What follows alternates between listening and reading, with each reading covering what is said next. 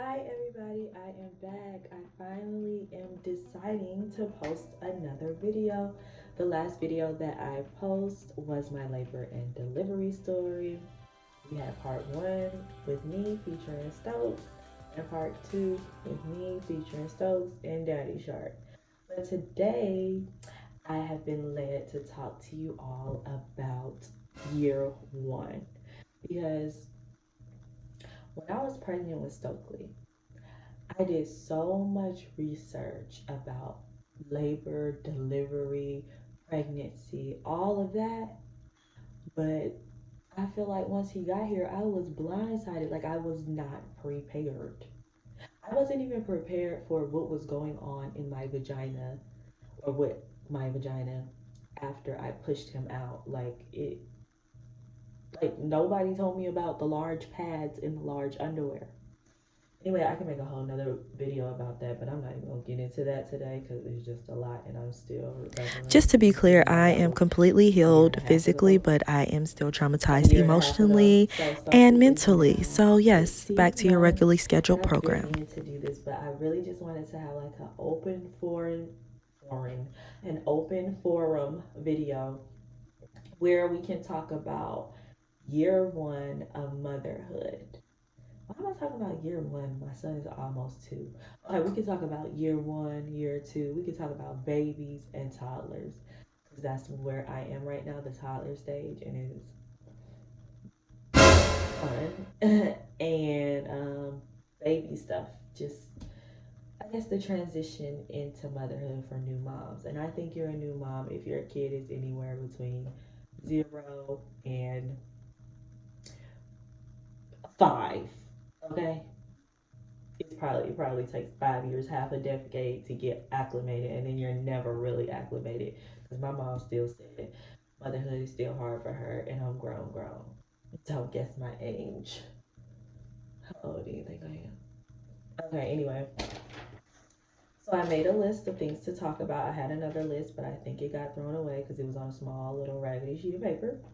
So this is my list. Okay. So the first thing I want to talk about is people can comment down below. But for me, I feel like it was so strange bringing a whole human home. This is my first baby. I'm sure by the second, third, fifth, you just used to it. But I just had a tiny little human in my hands. And when I was with him by myself, I was literally nervous. I'm like, what do I do? Like, and then he didn't know any words. He was new to the world. I was new to being a mom, and I'm like, comment down below if you've ever felt that before. So I just wanted to say for moms who are watching this, if you happen to be pregnant, when you give birth and you get home, like it's beautiful at the hospital, the skin is skin, like oh my precious baby. But when you get home and reality hits, like you have to care for this tiny person. Um, don't freak out and don't think that you're weird because you feel uncomfortable. Like it's new for all of you. Like the thing, I always feel like when you're having a child or when you do have a child, God has appointed you to be their official human. But God has appointed you to be their official human, and you're supposed to raise them and help them and nourish them and help them grow. But the thing is, people don't talk about how the child is not the only person growing when the relationship develops. It is the parent and the child growing. So you're growing as well. So you're gonna learn that when you become a parent. Like, okay, this little person is growing so fast, but you're growing too. You're not gonna grow taller unless you're taking some type of special supplement or magic beans. You might grow wider, but I mean, you're really growing mentally and spiritually and as a person. And if you're not growing and you don't think you've grown and you've been a parent and you are a parent, you might need to do some self-reflecting because that means you're probably stagnant in your life in some type of ways. No shade, honey, but everybody has to grow, and kids will make you grow like that. You think you know something? Have a whole kid. They'll let you know that you don't know what you thought you knew. But anyway, so the first thing I want to touch on is breastfeeding, breastfeeding, breastfeeding. Okay, so I always knew I wanted to breastfeed my child from the moment I knew I wanted to have children. I know I known I was meant to be a mother for a long time. But so my mom breastfed me. She breastfed me till I was almost 2. So it was just normalized, like in my household, like yeah, we breastfeed, blah blah blah. So I knew I wanted to do it, but I didn't know that there was such a stigma, kind of. It's almost like people kind of look down on mothers who choose not to breastfeed. And I feel like we can make a whole nother video about that because that is a large issue. Because it's just like, who are you to decide what another woman should do with her body and how she should nurture her child? Like, I don't care what studies say. Like, if you want to get really, really deep into it, yes, studies say that breast milk. Well, I didn't mean to like caress my boobs, but studies do say that breast milk, helps increase the baby's immune system and helps with the mother and baby's bond and gives them nutrients. And some studies say that the baby is smarter if they are breastfed, which I think is ridiculous because like God has made your baby perfect. I don't even care if your child is born with disabilities or things like that. God has made your baby perfect for you. Like, so for them to say that babies who breastfeed are smarter or better equipped for life, like, I'm sorry, that's just so Just to be clear, I yeah, know it's all breastfeeding has its preference. health benefits, And but to say it makes one child smarter than the other, but that yeah, just who is are a you to reach. tell like a mother or a woman how she can use her body or how she should nurture her child? Like, and like I was saying, if you want to get deeper into like breastfeeding and transference of nutrients and transference of things, when mothers breastfeed, one of my family members was telling me about this. They take on like the mother's energy to another level. So what if you're super stressed while you're breastfeeding? I know I was kind of stressed. What if you're like have a lot of negative thoughts in your mind? What if you have a lot of anxiety? Are you passing that on to your child? Like we can go back and forth. Nobody can tell you what's best for your child, but I am all for breastfeeding and I am all for women doing what they want to and need to do and what makes them happiest as a mom. Because at the end of the day, your kid really need to see you happy, or at least as close to happy as possible. So that's gonna lead me, when I talk about happiness, that leads me to something else: the emotions that come along with giving birth. Okay, giving birth is such a beautiful process. For some people, it can be really dangerous, it can be traumatic, and for some people, it can unfortunately lead to death. Um, so it is a very serious process, and I do, I'm sorry, I'm like stumbling, but I do not like. I don't, my tolerance is very low for people who try to. There's not a lot of people out there, but some people out here try to minimize like women getting pregnant, the birthing process. Yes, it's natural. Yes, like people have been doing it since the beginning of time, but it's still very significant. Like you're bringing an entire life into this world, a life force, not just a physical force, an emotional force, a spiritual force. Like people need to be respectful of that process. But as I was saying, for some people, it could be a joyous occasion. Like they're super, super excited, like like euphoria, like it's a drug. And for some people it's not that. And if you're the person who's on the opposite side of that, it's okay. Like you're not alone. And some women, when they're at the hospital, it's euphoria and all that, but when they get home and the reality of motherhood sets in, some people it's just like a high and then a low. And it's not anything about you personally. And some people, like, they've already struggled with like emotional or mental like problems before they got pregnant. So like getting pregnant really amplifies everything that you have going on. I know this personally. Um, yeah, so it's completely normal if you feel like down after you have your baby. It's not that you don't love your baby, it's just that it's a new life, it's a transition. It's a lot, and it's a lot on your body because your hormones. I did some research about this, but I'm not gonna talk about details because I will be wrong. But I know there's a significant drop in your hormones after you have a child, like a significant drop in your hormone levels. And that alone, no matter how good you feel about life, that can affect you emotionally just because of the simple thing that is happening in your body with your hormones. So, ladies, don't feel bad that you feel bad. Like you're not alone. Um, yeah, so all of this is just like a transition. And for some people, they feel like baby blues or maybe might have postpartum depression. And people like really don't understand why. And I think you won't understand until you actually have an actual baby.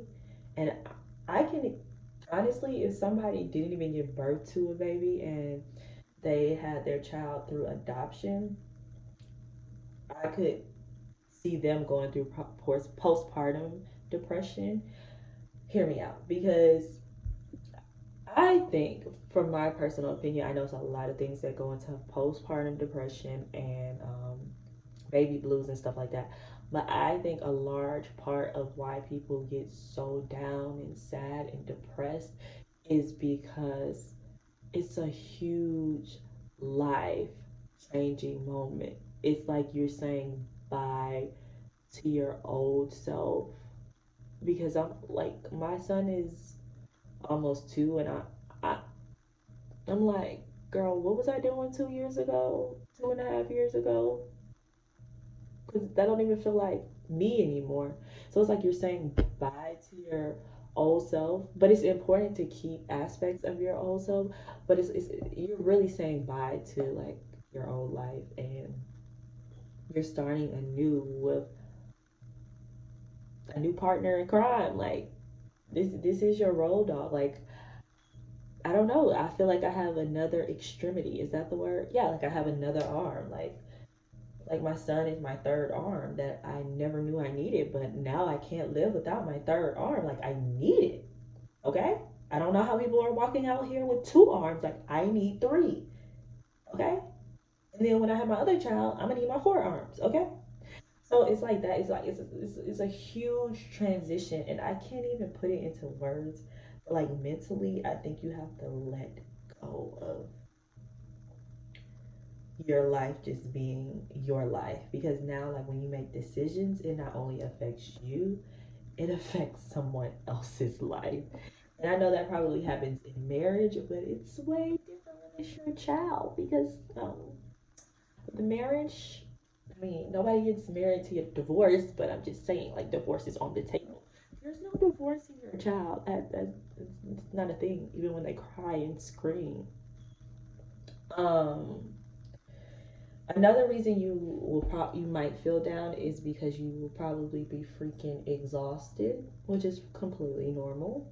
Babies can have interesting sleeping habits. Some people are blessed and their babies sleep through the night since day one. With Stokes, he had jaundice, so he had to spend a couple of nights in the children's hospital, and I think that really just threw off what we would have had as a routine. He was just so used to being held, so I had to end up sleep training him, and it was really hard. Like my heart was broken, like hearing him cry for so long. So get him, but you need to set. You have to put your foot down early with that. I'm sorry. Like if they're gonna cry when they're really young because they want to be held. Now, listen, you need to pick up your child if they hurt themselves.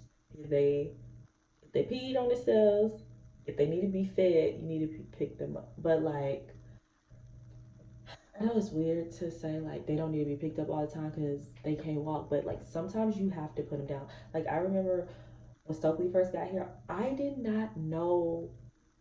I went days without showering because I didn't know how to put him down. Like I held him that much. Like I didn't sleep at night. Like he slept on my boob at night. Like it was next level attachment, and I was going insane. But we got through that. When you're going through this transition, is unsolicited opinions. Like that mess really annoyed me. And don't I ain't taking no unsolicited opinion from somebody who ain't never had a child. You ain't never been a legal guardian of a child. Don't come to me with your unsolicited opinion because I really don't want to hear it. And I didn't even want to hear it from people who had a child. I don't care if you. I don't care if you was Eve and you had the first kid in the world. Don't come to me with no unsolicited opinion. That's really how I felt. Because it was just so many people telling me, no, you should do this, you shouldn't do that. And I'm then leaving like, this person name out, but they was getting on my I don't nerves. care. Just know Put your that. finger. Put this over his head. No, he's gonna be hot. No, he's gonna be cold. It was just so annoying. Like I was working overtime to just literally keep him alive. I'm so serious because he was just so small and fragile. I'm just like I don't want to drop him. I have to make sure he eats. I have to blah blah blah. I don't want to blah blah blah blah blah blah. Like I didn't want him to suffocate. Like that was really a big fear for me. So you adding this another level of pressure was like stressing me out. And that's another thing. When you become a mother, you have to figure out what works for you. Okay?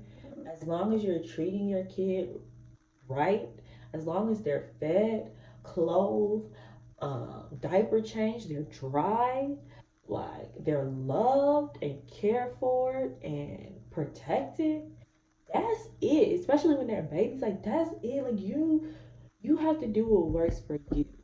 If you know your child is good, then you have to do what works for you. Also, there are moments, and people might not tell you this or be honest with you. There are moments where you will get frustrated with your baby. I don't care how cute they are. I don't care how small they are. You will get frustrated because you're gonna be like, why are you crying? Like I'm doing the best I can. I'm loving you. I'm giving you food. I changed your diaper.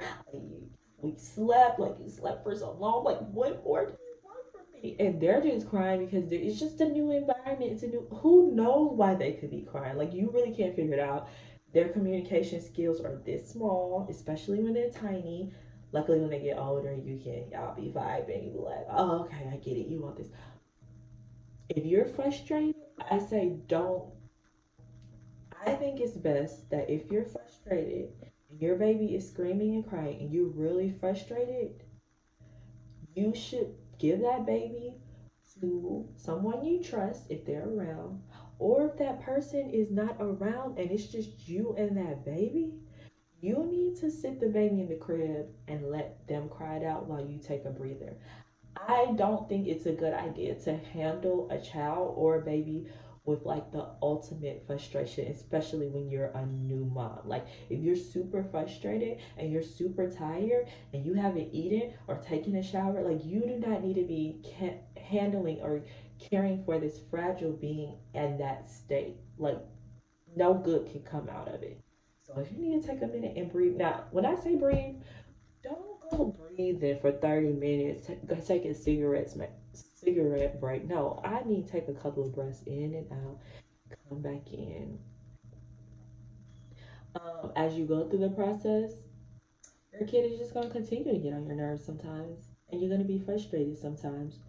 And you don't need to yell, you don't need to scream. I know sometimes people want to just be like, oh, like, and be like, it's not really directed. No, sometimes you just got to take a break. Like, they'll be okay in the crib.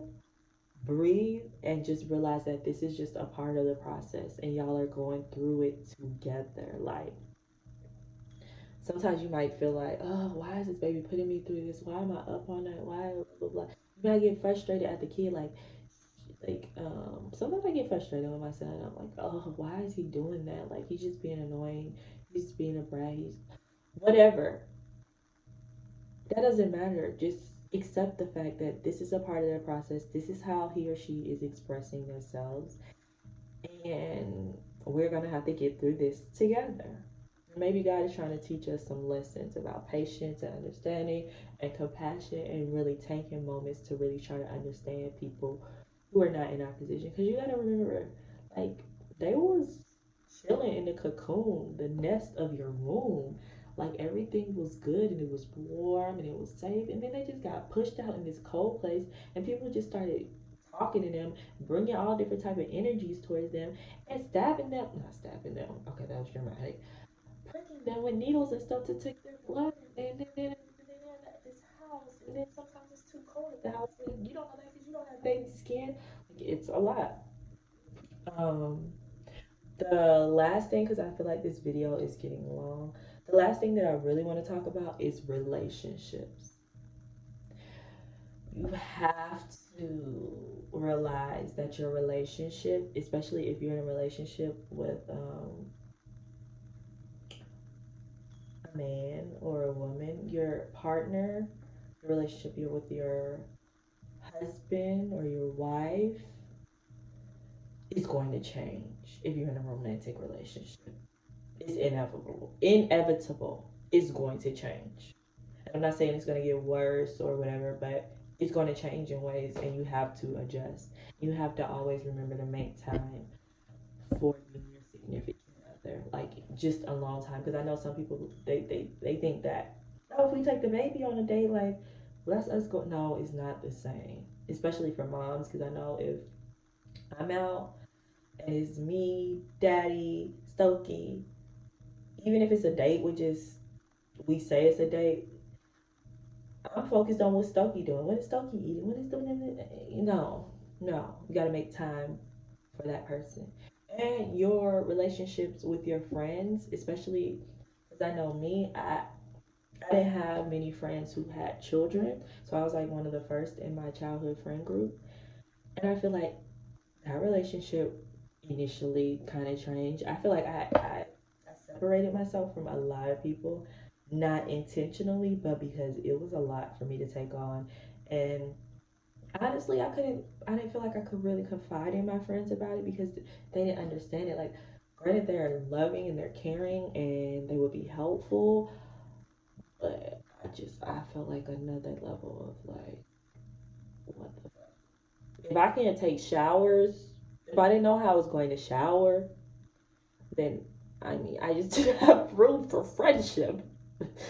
But now we're at a great place. Yeah, my relationship with my mother, I got closer to her because I just now have a different respect and understanding of her as a woman. Yeah, your relationship with family members can change. If you to hang out with some ratchet people, if you don't want certain people around your kid, that might change too. Um, who else could you hurt? I feel like so many relationships can change when you have children.